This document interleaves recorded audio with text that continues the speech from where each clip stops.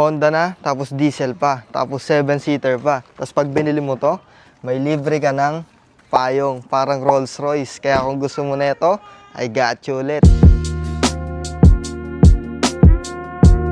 So this is the 2018 Honda CR-V all-wheel drive full options turbo diesel engine, top of the line. Exterior wise, fresh original paint at sobrang kintab niyan.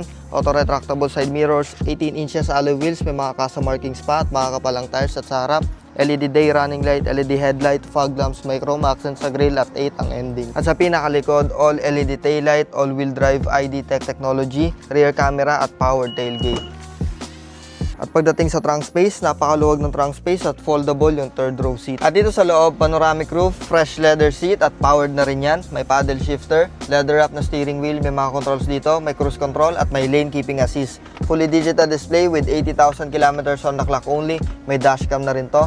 Leather dashboard na may touch ng wood dito, parang pang Rolls Royce. Touchscreen infotainment system, automatic climate control at electric gear selector, electronic parking brake, 2 cup holders, center console at adjustable para sa armrest. At sa second row, medyo bangga na yung ulo ko pero kasya naman ako. Meron siyang 2 air vents, 2 outlet source at armrest with 2 built-in cup holders. At pagdating naman sa third row seat, hindi ko na i-review kasi hindi ako kasya. At pagdating naman sa engine, it's a 1.6 liter 4-cylinder ID Tech technology, turbo diesel automatic transmission engine at all-wheel drive na rin to.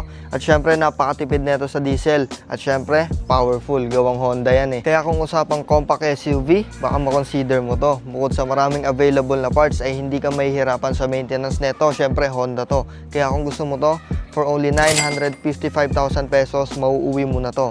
Open to for cash, trade-in and financing. So tumawag ka na, may libre ka pang payong. Thank you guys, peace out.